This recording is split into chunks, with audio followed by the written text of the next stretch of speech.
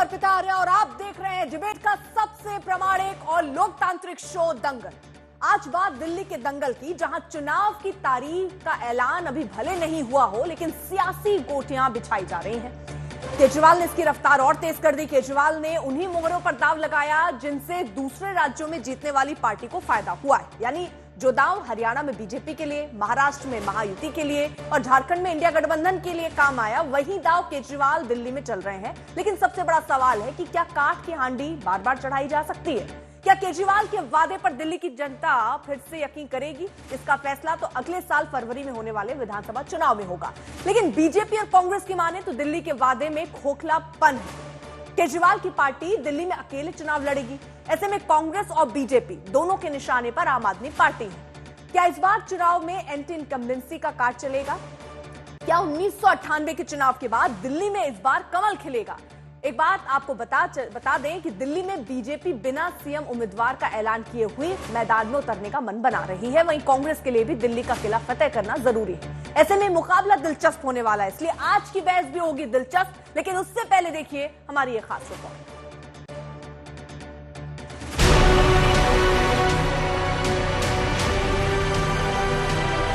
जिस कवच के जरिए बीजेपी ने महाराष्ट्र हरियाणा जीता, उसी कवच का कार्ड केजरीवाल ने बनाकर जनता के सामने पेश किया। जो हमारी टीम्स घर घर जाएंगी, वो दोनों योजनाओं का रजिस्ट्रेशन करेंगी, संजीवनी योजना का भी और महिला सम्मान योजना का भी।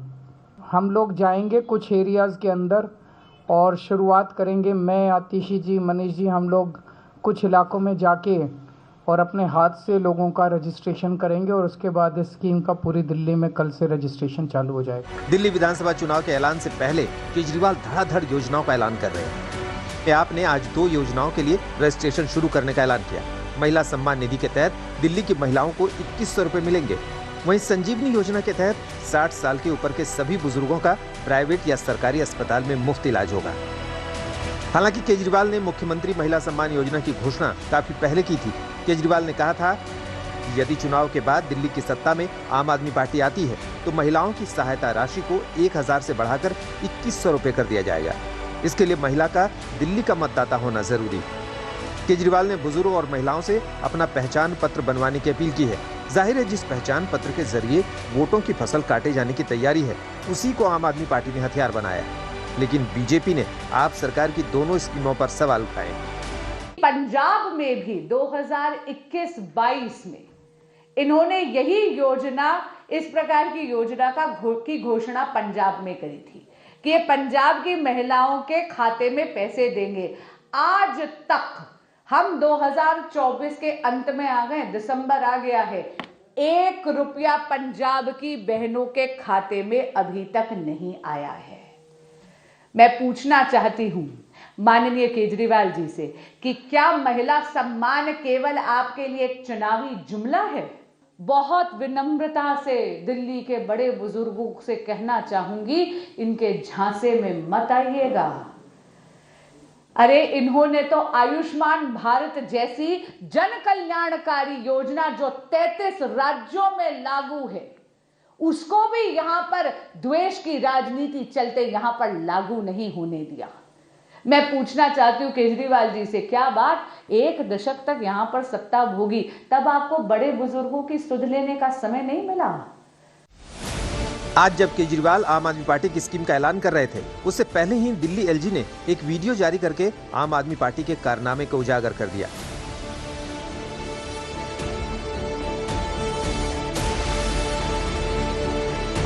हालांकि बाद में आम आदमी पार्टी ने कहा कि जिस बदहाल सड़क का एलजी ने जिक्र किया, उस जगह पर सड़क बननी शुरू हो गई है।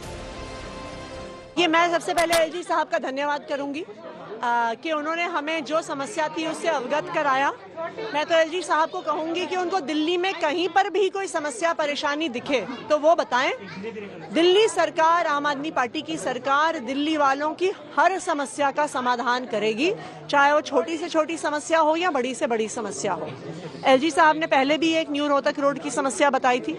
दिल्ली सरकार ने वॉर फुटिंग पे वहां पे 150 करोड़ रुपए की लागत से ड्रेन का काम शुरू कर दिया है। दिल्ली एलजी वीके सक्सेना ने केजरीवाल का सिरदर्द एक और मामले में बढ़ा दिया है। दिल्ली नीति मामले में अरविंद केजरीवाल को ईडी ने बड़ा झटका दिया है। एलजी ने ईडी को दी केस चलाने की मंजूरी दे दी। इसी मसले पर बीजेपी घेर रही है, जबकि आम आदमी पार्टी का दावा है कि ऐसा कुछ भी नहीं। बहुत अच्छा है। ये अभी तो मुख्यमंत्री पद से हटाए गए हैं सुप्रीम कोर्ट के द्वारा, मगर इनको परमानेंट कितनी बड़ी सजा मिलनी चाहिए या बरी होने चाहिए, ये तो केस चलेगा तभी पता चलेगा। सो केस चलना ही चाहिए। ऐसी कोई भी prosecution sanction to prosecute LG द्वारा अरविंद केजरीवाल जी के खिलाफ नहीं की गई है। ये एक झूठी खबर है। कम से कम खबर को वेरीफाई कर लेना चाहिए था बयानबाजी के पहले। दिल्ली की सियासत में मुद्दों की कमी नहीं है। केजरीवाल की पार्टी ने पूर्वांचली का भी मुद्दा उठाकर बीजेपी पर वार किया है। केजरीवाल ने आरोप लगाया था कि नड्डा ने पूर्वांचल के लोगों का अपमान किया, उनके वोट काटे जा रहे हैं। इसका जवाब आज बिहार के डिप्टी सीएम ने दिल्ली आकर दिया। खुलेआम सदन के अंदर भारतीय जनता पार्टी के अध्यक्ष जेपी नड्डा जी ने कबूल किया कि भारतीय जनता पार्टी के कार्यकर्ता पूर्वांचल समाज के, रोहिंग्या के, बांग्लादेशियों के नाम कटवा रहे हैं। हम इसकी कड़ी निंदा करते हैं और ये एक पूरे पूर्वांचल समाज के खिलाफ साजिश है। और ये क्यों किया जा रहा है? ये एक सोची समझी बहुत घिनौनी साजिश के तहत बीजेपी कर रही है, क्योंकि दिल्ली का अधिकांश पूर्वांचल समाज आम आदमी पार्टी का वोटर है। इसीलिए बीजेपी ने साजिश रची है कि दिल्ली के पूर्वांचल के जितने वोट हैं वो पूरी तरह से कटवा दिए जाएं। बिहार यूपी के विकास के लिए लगातार नड्डा जी का सहयोग पूरे देश को मिल रहा है और आज केजरीवाल ज्यादा चिंतित है कि बांग्लादेशी को कैसे स्थापित करें, रोहिंग्या को कैसे स्थापित करें। और पूर्वांचल के लोगों को पता है कि जब कोरोना का समय था, कष्ट का समय था, विपत्ति का समय था, तो कैसे केजरीवाल की सरकार ने भगाने का काम किया था। देखिए, ये सिर्फ प्रोपगंडा है। बिहार के लोगों को और उत्तर प्रदेश के लोगों को एहसास है कैसे बस में और ट्रेन में भर भर के बिहार लौटना पड़ा था। दिल्ली में घुसपैठ का मुद्दा बीजेपी जोर शोर से उठा रही है। एलजी के आदेश पर प्रशासन घुसपैठियों की शिनाख्त कर लिस्ट बना रही है। आज दिल्ली में 175 संदिग्ध घुसपैठी की पहचान हुई है। दिल्ली में आम आदमी पार्टी ने अकेले चुनाव लड़ने का फैसला किया है। बेशक इंडिया गठबंधन में आम आदमी पार्टी है, लेकिन कांग्रेस के साथ दिल्ली चुनाव में उतरना नहीं चाहती। इसलिए आम आदमी पार्टी ने दिल्ली विधानसभा की सभी 70 सीटों पर उम्मीदवारों का ऐलान कर दिया है, जबकि बीजेपी और कांग्रेस इस मामले में पीछे है। दिल्ली में फरवरी के महीने में चुनाव के आसार हैं। उससे पहले और भी मुद्दे यहाँ की सियासी रण में जुड़ जाएं तो कोई हैरानगी की बात नहीं होगी। फिलहाल तो अम्बेडकर संविधान के अपमान से लेकर फ्रीबीज के जरिए आम आदमी पार्टी बीजेपी को घेर रही है। जाहिर है कि इसका मकसद एंटी इनकम्बेंसी की धार को कुंद करना है, लेकिन क्या ये इस बार इतना आसान होगा? आज तक ब्यूरो। तो खास मेहमान हमारे साथ जुड़ चुके हैं। बासुरी स्वराज सांसद बीजेपी के इस वक्त हमारे साथ हैं। प्रियंका कक्कड़ प्रवक्ता आम आदमी पार्टी की हैं। ओनिका मेहनोत्रा प्रवक्ता कांग्रेस पार्टी के। विशाल मिश्रा राजनीतिक विश्लेषक के तौर पर। लेकिन सबसे पहले मैं प्रियंका जी आपके साथ शुरू करूंगी। गरीब की थाली में पुलाव दिख रहा है और ऐसा दिख रहा है कि अब दिल्ली में चुनाव आ गया है।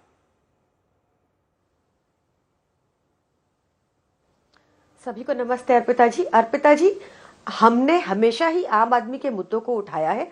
आम आदमी पार्टी का जीवन स्तर बेहतर किया है, जिस वजह से दिल्ली में per capita income national average से 4 टाइम ज्यादा है, ऐसा केंद्र सरकार का आंकड़ा बताता है।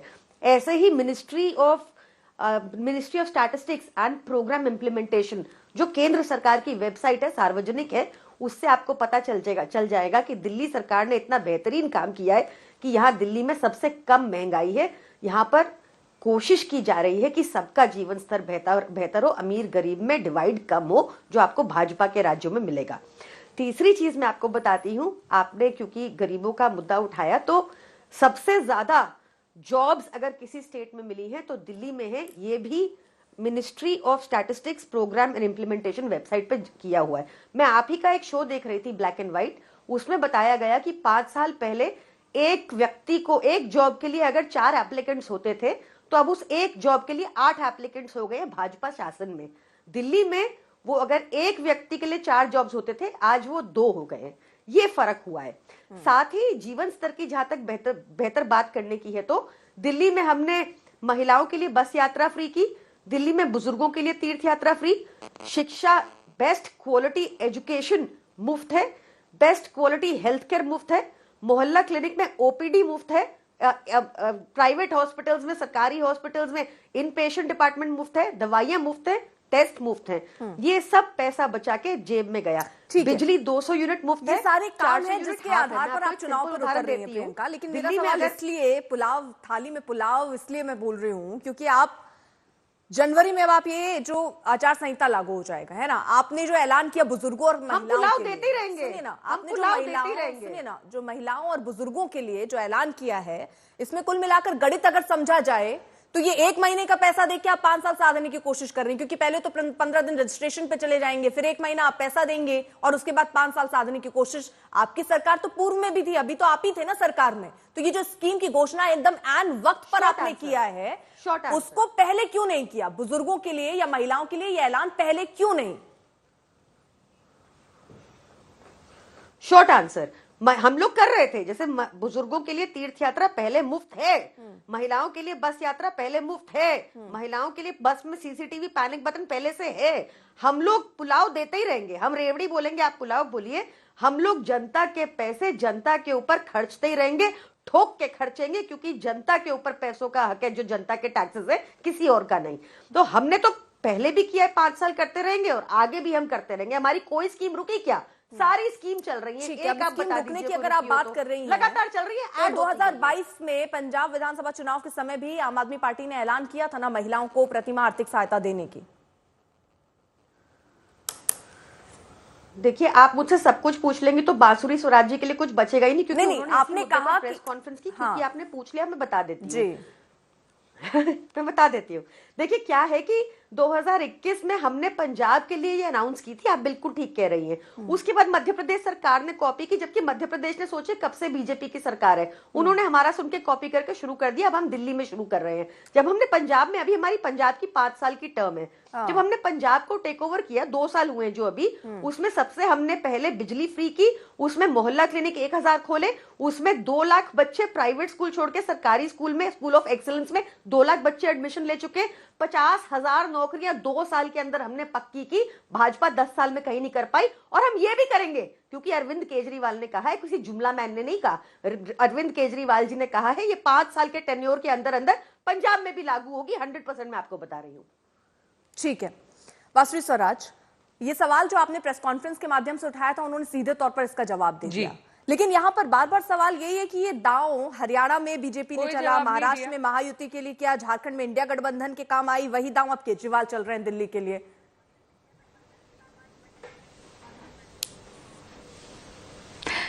अर्पिता जी बहुत बहुत धन्यवाद। सबसे पहले तो जी मैं इस बात से बिल्कुल सहमत नहीं हूं कि प्रियंका जी ने सवाल का जवाब दिया। उन्होंने इधर उधर की बहुत अच्छे से विषयांतर करा, लेकिन विषय का और सवाल का जवाब नहीं दिया। 2021-22 में इन्होंने यही महिलाओं के लिए योजना घोषित करी। आज तक पंजाब की बहनों के अकाउंट में 1 फूटी पाई नहीं गई, वो अभी भी तरस रही हैं। और अब क्योंकि आगामी चुनाव देख रहे हैं, इन्होंने दूसरा आज झूठ का पुलंदा हमारी दिल्ली की बहनों को भ्रमित करने के लिए भी शुरू कर दिया है। आपको याद होगा लोकसभा चुनाव से पहले माननीय आतिशी जी ने यही घोषणा मार्च में करी थी और यह कहा था कि अक्टूबर तक, सितंबर अक्टूबर तक पैसा आ जाएगा। एक ही योजना का दोबारा रजिस्ट्रेशन हो रहा है। आपको याद होगा लोकसभा चुनाव से पहले भी एक रजिस्ट्रेशन ड्राइव शायद उन्होंने करी थी। अब ये दोबारा भ्रमित करने की कोशिश कर रहे हैं। जो धोखाधड़ी पंजाब की बहनों के साथ करी, वही धोखाधड़ी अब ये दिल्ली की बहनों के साथ भी कर रहे हैं। और देखिए, महिला सम्मान आम आदमी पार्टी के लिए केवल एक चुनावी जुमला है, इनके आचरण में आत्मसात नहीं है। आप शायद भूल रही हैं कि माननीय केजरीवाल जी शायद घर पर मौजूद थे जब उन्हीं के सचिव ने इन्हीं की पार्टी की एक राज्यसभा की सांसद के साथ अभद्रता करी, मारपीट करी, लेकिन उस पर चुप्पी साधे रहे। बाद में उसी अभियुक्त को संरक्षित कर पंजाब का मुख्य सलाहकार बना दिया गया। दूसरी बात, आज इन्होंने संजीवनी योजना की बात करी। मैं इनसे पूछना चाहती हूँ, दिल्ली के सातों सांसद आयुष्मान भारत को दिल्ली में लागू करवाने के लिए जब कचहरी चले जाते हैं, कचहरी इनको लताड़ती है, इनसे सवाल पूछती है कि भाई जब केंद्र की मोदी सरकार आपको 2,500 करोड़ रुपया देने के लिए तैयार है, ये मार्च का बयान है माननीय मनसुख मंडाविया जी का, जो तब के केंद्रीय स्वास्थ्य मंत्री है, कि हम आयुष्मान भारत दिल्ली में लागू करने के लिए 2,500 करोड़ रुपया देने के लिए तैयार है, तो द्वेष की राजनीति के कारण आम आदमी पार्टी इस योजना को यहां पर लागू क्यों नहीं कर रही? 1 दशक से सत्ता भोग रहे हैं, तब तो इन्होंने बुजुर्गों की और महिलाओं की सुध नहीं ली। अब चुनाव दिख रहे हैं तो चुनावी छलावे दिखा रहे हैं। प्रियंका जी, इस पर जवाब। देखिए, बासुरी जी खुद भी वकील हैं और वो अच्छे से जानती हैं कि बहुत बार केसेस प्रायोजित भी होते हैं। और मैं आपको ये कहती हूं कि दूसरी साइड ने, विभव कुमार जी ने भी जो वीडियोस डाली और जो कंप्लेंट डाली, उस पे आज तक भाजपा की पुलिस ने संज्ञान नहीं लिया। मेरा आपसे आग्रह है इस शो पे कि उनकी भी कंप्लेंट और वीडियोस पे ध्यान दिया जाए। दूसरी चीज, मैं आपसे ये कहती हूं कि जो आयुष्मान भारत योजना है वो दिल्ली सरकार की हेल्थ स्कीम के आगे एकदम बेकार है। और मैं ये क्यों कहती हूँ, आयुष्मान भारत के अंदर अगर आपके पास रेफ्रिजरेटर है और अगर स्कूटी है तो आप स्कीम से एक्सक्लूडेड हो। आपको एक छोटा सा उदाहरण देती हूँ। आयुष्मान भारत के अंदर आप तब क्वालिफाई करोगे अगर आप महीने के 10,000 कमाते हो और पूरे परिवार को 5 लाख की, मैं कंप्लीट कर लूं, पूरे परिवार को 5 लाख की इंश्योरेंस मिलती है। जबकि दिल्ली में जो बेसिक सैलरी है, बेसिक मिनिमम वेजेस है, वो अराउंड 18,000 है, हाईएस्ट इन द कंट्री, तो उससे भी डिस्क्वालीफाई हो जाएगा। तो बड़ी सारी प्रॉब्लम्स है। हमारी स्कीम बेहतर है। मैंने आपकी बात सुन ली। आई होप आप भी मेरी बात ओपनली सुनेंगे, इस पे विचार करेंगे कि आपको दिल्ली सरकार की स्कीम अपने स्टेट्स में लागू करनी चाहिए। ये तो नया ऑफर दे दिया कि आप अपनी स्कीम बता रहे हैं, उनकी स्कीम इतनी अच्छी है बासुरी स्वराज जी कि आपको अपने स्टेट में लागू कर देना चाहिए। प्रियंका जी 1 मिनट। हाँ, अर्पिता जी मेरे को जरा कंफ्यूजन क्लियर करने दीजिए जी। जो क्राइटेरिया प्रियंका जी बोल रही हैं वो रूरल तबके के लिए है। दिल्ली एक अर्बन शहर है, यहाँ पर जो कट ऑफ जो क्राइटेरिया था लाभार्थियों का वो केवल ऑक्यूपेशन पर है। उसका रेफ्रिजरेटर या इन सब उपकरणों का कोई लेना देना नहीं है। दूसरी बात, 29 अक्टूबर 2024 से आयुष्मान भारत जो सीनियर सिटीजन्स पे लागू है उसमें कोई क्राइटेरिया नहीं है।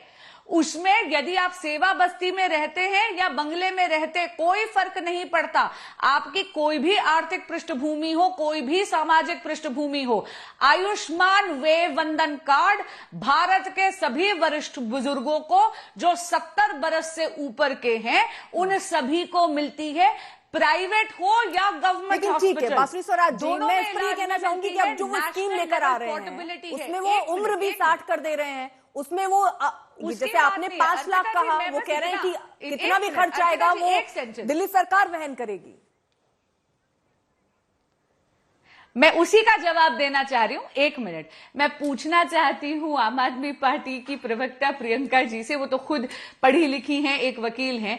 जब उन्हीं की मुख्यमंत्री नवंबर 2024 में केंद्र सरकार से 10,500 करोड़ रुपए की मांग करती हैं, जब अक्टूबर में 2024 में दिल्ली सरकार के ही फाइनेंस डिपार्टमेंट की एक रिपोर्ट आती है जो ये दिखाती है कि दिल्ली सरकार का बजट 7,000 करोड़ रुपए के डेफिसिट में है, जब दिल्ली जल बोर्ड जो 2013 में प्रॉफिट में था अब 73,000 करोड़ रुपए के घाटे में है, तो इनके पास पैसे ही कहां है ये सारी की सारी खाना पूर्ति करने के लिए। ठीक है। दूसरी बात, आयुष्मान भारत में तो केंद्र सरकार आपको 2,500 करोड़ रुपया दे रही है और आयुष्मान भारत तो आज लागू है ना। आप तो ये कह रहे हैं हम जीतेंगे तब हम आएंगे, तब हम लागू करेंगे। अभी के लिए लेकिन प्रियंका जी वही कह रहे हैं इतने सारे ऐलान कर देने, पैसा कहां से लेकर आएंगे?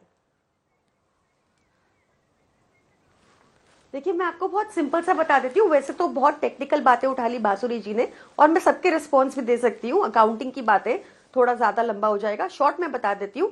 अगर महाराष्ट्र जो 7 लाख करोड़ के डेट में है वो स्कीम्स दे सकता है अपनी जनता को, जो दिल्ली प्रॉफिट में है जिनको हमने स्कीम्स देते हैं उसके बाद भी प्रॉफिट में है, पर कैपिटा इनकम हाईएस्ट है, महंगाई लोएस्ट है, तो हम तो डेफिनेटली दे सकते हैं, इसलिए हमसे ना बताएं।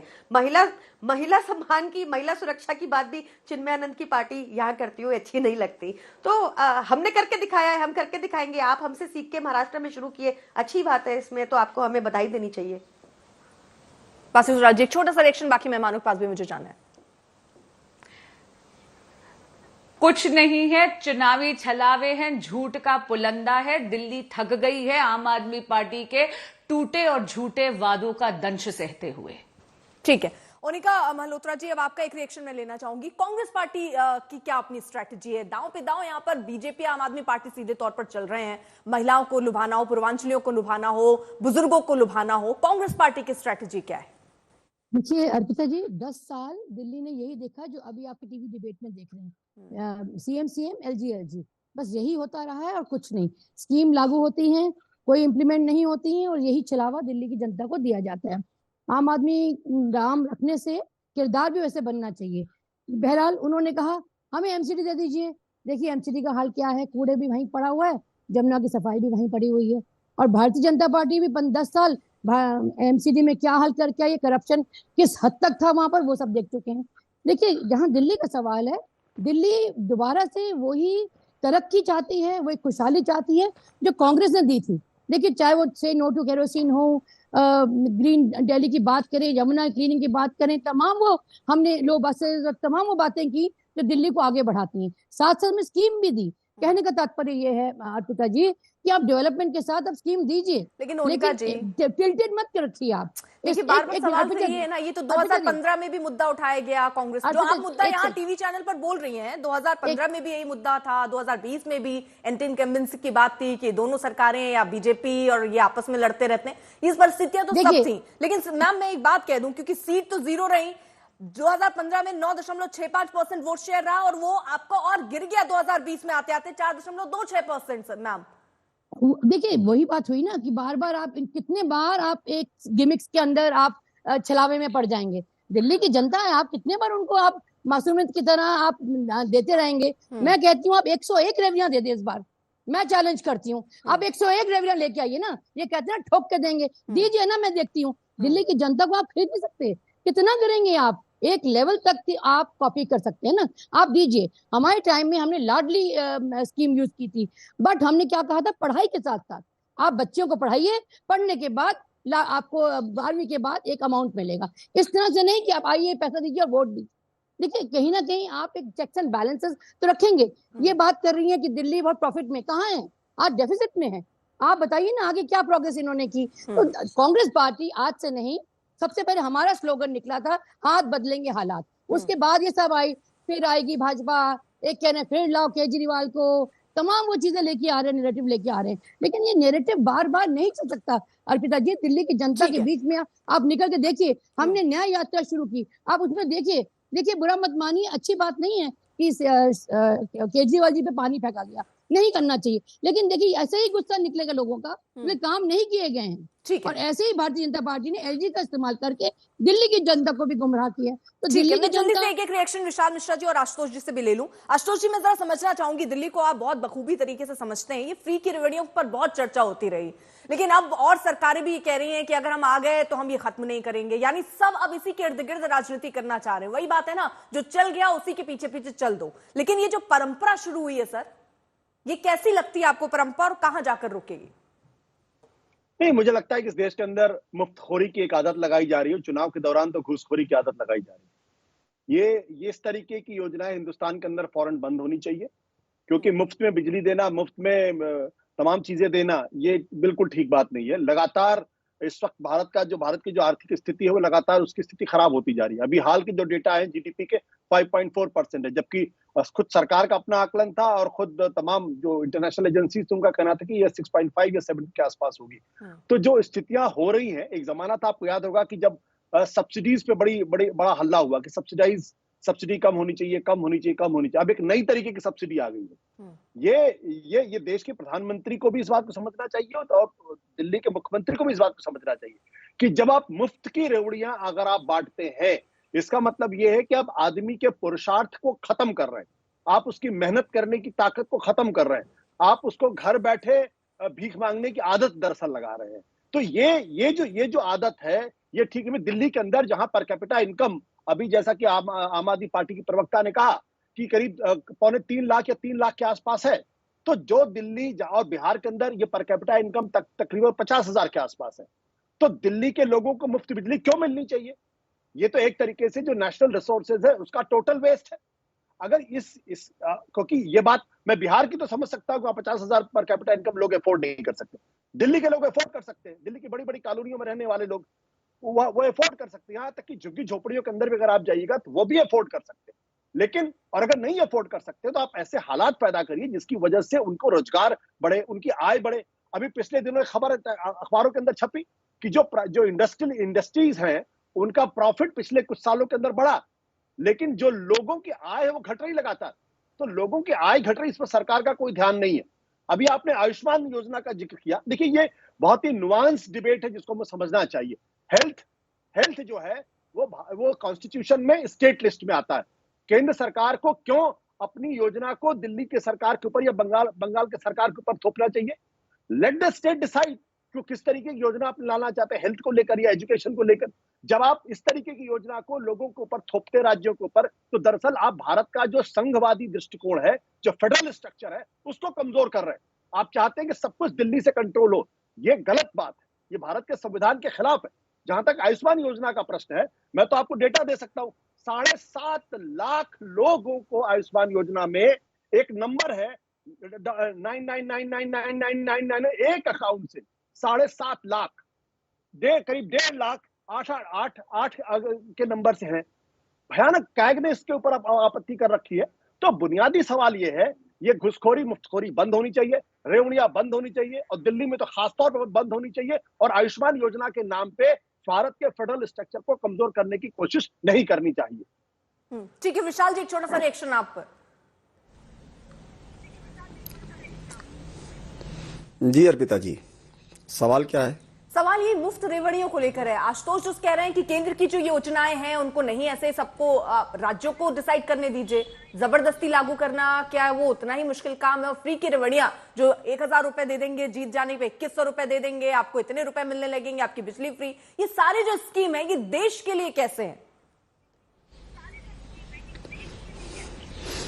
अर्पिता जी थोड़ा सा मुझे समय दीजिएगा, मैं सबकी बातों का जवाब दूंगा। शुरुआत करता हूं कि अभी आशुतोष जी ने कहा कि केंद्र सरकार को अपनी योजनाओं को राज्य सरकार पर थोपना नहीं चाहिए, फेडरल स्ट्रक्चर है। बहुत सही, बिल्कुल सही आपने कहा, लेकिन मान्यवर आपको मालूम है कि फेडरल स्ट्रक्चर में ही केंद्र क्या राज्य के लोगों की जिम्मेदारी से अपना हाथ उठा सकता है कि नहीं, हमारा कोई लेना देना नहीं, राज्य जाने। जब वेलफेयर स्टेट का कंसेप्ट क्या होता है, राज्य की जब केंद्र सरकार की जो लोक कल्याणकारी योजनाएं हैं तो दिल्ली में क्यों नहीं इंप्लीमेंट होनी चाहिए? वो बंगाल में वो बंगाल में क्यों नहीं इंप्लीमेंट होनी चाहिए? क्यों नहीं होनी चाहिए? क्योंकि वो केंद्र सरकार की है, इसलिए नहीं इंप्लीमेंट होनी चाहिए। क्या वाहियात बातें की जा रही हैं? 55 करोड़ लोग लाभान्वित हुए हैं कि नहीं हुए हैं? नंबर 1। नंबर 2, ये मैं सुन रहा हूं फ्री रेवड़िया, शिक्षा में बहुत काम हुआ। क्या शिक्षा में काम हुआ? मैं तो पूछ रहा हूं, दिल्ली फंडेड 12 कॉलेजेस हैं दिल्ली विश्वविद्यालय में। मैं पूछ रहा हूं आपके माध्यम से टीवी चैनल पर जो है आपके प्रवक्ता से कि दिल्ली फंडेड 12 कॉलेजेस दिल्ली सरकार द्वारा फंडेड जो है, क्या वहां पे टीचिंग नॉन टीचिंग के लोगों को सैलरी नहीं मिलनी चाहिए? पूछिए, बार बार न्यायालय क्यों जाना पड़ता है? वहां पे प्रमोशन क्यों नहीं हो रहा है? शिक्षा का मॉडल दिया जा रहा है। कौन सी शिक्षा का मॉडल दिया जा रहा है? मैं तो बता रहा हूं आपको, दिल्ली फंडेड 12 कॉलेजेस हैं, कितने दिनों से तनख्वाह नहीं दी जा रही है, लोगों का प्रमोशन रुका पड़ा है। शिक्षा मॉडल की बात की जा रही है, नंबर 1। नंबर 2, प्रदूषण देख लीजिए क्या स्थिति बना के रखा है, जगह जगह ढेर है। लेकिन नहीं, ये बेसिकली 3G की सरकार है, घोटाला, घूसखोरी और घपलेबाजी। मैं तो आपको कुछ घपलेबाजी और कुछ घोटालों के नाम गिनाता हूं। 2,875 करोड़ रुपए का शराब घोटाला, 78,000 करोड़ रुपए का जल बोर्ड का घोटाला, 5,000 करोड़ का जो है वो क्लासरूम का घोटाला, 1,000 करोड़ का वो नकली दवाई का घोटाला, बहुत मोहल्ला क्लिनिक की बात की जा रही है, 4,000 रुपए का करोड़ का वो लैब एक्सरे का घोटाला, 1,000 करोड़ रुपए का बस खरीदने का घोटाला, और वो 125 रुपया करोड़ का वो जो महल बना हुआ है, इसमें से तो केवल एक घोटाले की जांच हुई है, 7 तो अभी बाकी है। क्या बात की जा रही है? कौन सा? और ये फ्री जरा आप देख के आइए, लोगों के बिल कितने आ रहे हैं, किसकी आंखों में आप धूल झोंक रहे हो? और यहां पे बात किया, मैं पूछ रहा हूं आपके माध्यम से, मुझे दिल्ली सरकार के प्रवक्ता बताएं कि दिल्ली में क्या काम किया है कनेक्टिविटी के मामले में, रैपिड रेल और मेट्रो के मामले में, इंफ्रास्ट्रक्चर डेवलपमेंट के मामले में, अमृत भारत स्टेशन योजना के बारे में, डेवलपमेंट ऑफ सिविक कम्युनिटीज के बारे में, सिंबल ऑफ नेशनल इंटरेस्ट के बारे में, बेनिफिट फ्रॉम बेटर कनेक्टिविटी के बारे में। लेकिन मैं आपको काम गिरा देता हूं केंद्र सरकार की, जो आशुतोष जी कह रहे थे कि केंद्र सरकार क्यों काम करती है राज्यों में। तो क्या दिल्ली राज्य है, दिल्ली में क्या क्या क्या काम किया गया? रेजिडेंशियल परियोजनाओं को गति मिली कि नहीं मिली? और वो डेवलपमेंट ऑफ सिविक कम्युनिटीज के तहत गोविंदपुरी में 3000 झुग्गी वासियों को बहुमंजिला सोसाइटी फ्लैट में जो है मिला कि नहीं मिला? छोड़ दें कि राज्य की जिम्मेदारी है, राज्य बनाएगा। दिल्ली जेलरवाला बाग में 1700 बहुमंजिला फ्लैटों का निर्माण हुआ कि नहीं हुआ? दिल्ली में अमृत भारत स्टेशन योजना के तहत 13 रेलवे स्टेशनों का कायाकल्प हुआ कि नहीं हुआ? आप बताइए, दिल्ली भारतीय शैली में नया संसद बना कि नहीं बना? कह देते नहीं अर्पिता जी, काम फैक्ट होना चाहिए। ठीक है आशुतोष, एक छोटा सा रिएक्शन फिर प्रियंका इस पर जवाब दीजिएगा आप आगे। हाँ भारत मंडपम बना कि नहीं बना? ना अरे नहीं, मेरठ से दिल्ली सराय काले खान ठीक है जो है नमो भारत ट्रेन बनी कि नहीं बनी? आशुतोष जी ठीक है विशाल जी, ठीक है अनवर कॉरिडोर काम शुरू हुआ तो छोड़ दे कि नहीं? विशाल जी हाँ ठीक है। मुझे तो लग रहा था कि देखिए महत्वपूर्ण सवाल क्या है। महत्वपूर्ण सवाल यह है कि क्या आपको भारत के संविधान में आस्था है या आस्था नहीं? बहुत बुनियादी सा सवाल है। बुनियादी सवाल, भारत के संविधान कहता है कि केंद्र के अपने कार्य क्षेत्र है, राज्यों के अपने कार्य क्षेत्र है और कॉन्करेंट लिस्ट है, यानी सेंटर की लिस्ट, स्टेट की लिस्ट और कॉन्करेंट लिस्ट। राज्य हेल्थ जो है ये स्टेट लिस्ट का सब्जेक्ट है। इसका उत्तर देना चाहूंगा। ठीक आ रही हूँ शायद जी, मैंने आपको बासुरी जी आ रही हूँ।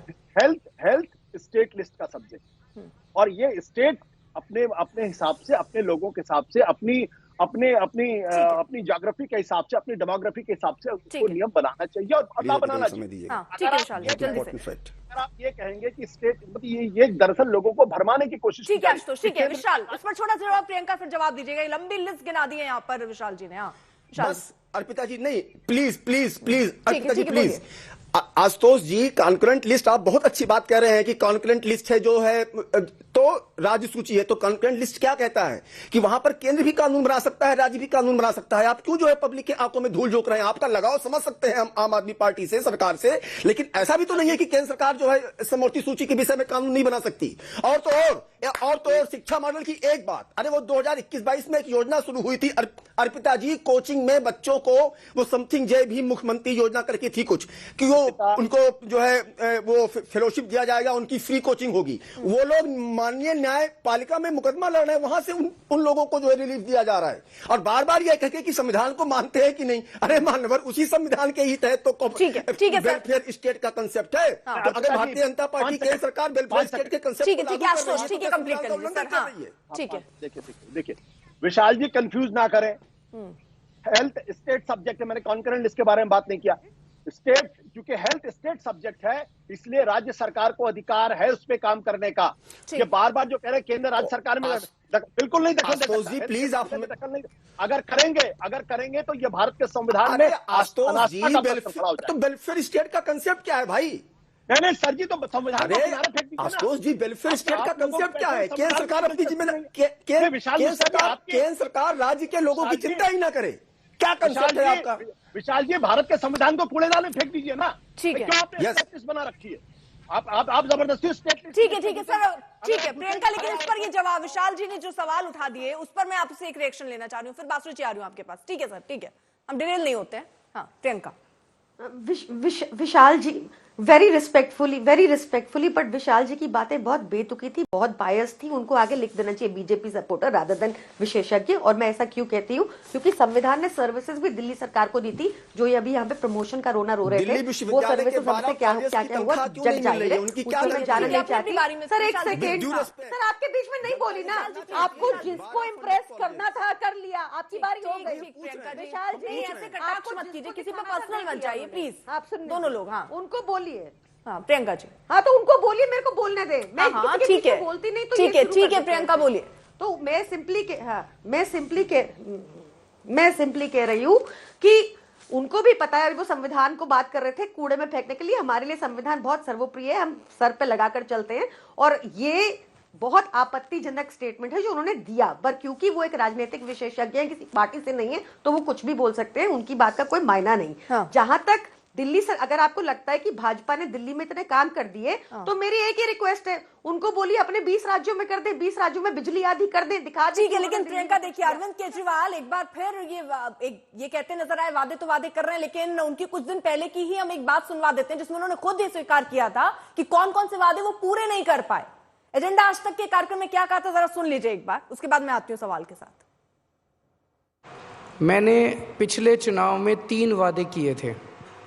मैंने कहा था मैं यमुना साफ कर दूंगा, मैंने कहा था हर घर में टूटी से साफ पानी आएगा, आप ओक लगा के पानी पी लेना सीधे, टूटी से 24 घंटे साफ पानी आएगा, और तीसरा मैंने कहा था कि दिल्ली की सड़कों को हम बिल्कुल यूरोपियन अंदाज में शानदार सड़कें बना देंगे। मैं ये तीनों काम नहीं कर पाया इन 5 साल के अंदर। उसका कारण था पहले 2-2.5 साल 3 साल कोरोना हो गया, और उसके बाद ये इस फर्जी केस के अंदर एक एक करके हमारे जो इम्पोर्टेंट सदस्य थे टीम के, एक एक करके इन्होंने जेल में डाल दिया। तो ये तीनों काम मेरे पेंडिंग है। अब मैं जनता के बीच में जाके इसको स्वीकार करूंगा कि मैं ये 3 काम जो मेरे दिल के क्लोज हैं और शायद दिल्ली की जनता के भी क्लोज हैं, ये 3 काम मैं पिछले 5 साल में नहीं कर पाया, लेकिन मेरे पास पूरा प्लान है और पैसा है सरकार के पास इसको इम्प्लीमेंट करने का। एक मौका और दीजिए, अगले 5 साल के अंदर इसको मैं जरूर कर दूंगा। प्रियंका जरा इस पर जवाब, क्योंकि वो खुद कह रहे हैं देखिए 3 वादे थे, तीनों वादे में पूरा नहीं कर पाया। अब आप ये कहेंगी कि कोरोना, जैसा वो भी कह रहे हैं कि कोरोना की वजह से जेल में कुछ चले गए इसकी वजह से, लेकिन इसकी क्या गारंटी कि आगे कोई केस नहीं होंगे या आपके कोई नेता नहीं जाएंगे जेल में? मैं अगर एक आम वोटर हूं तो मेरे मन में तो यही आएगा ना कि क्या गारंटी कि 5 साल में आने वाले आप ये कर दें।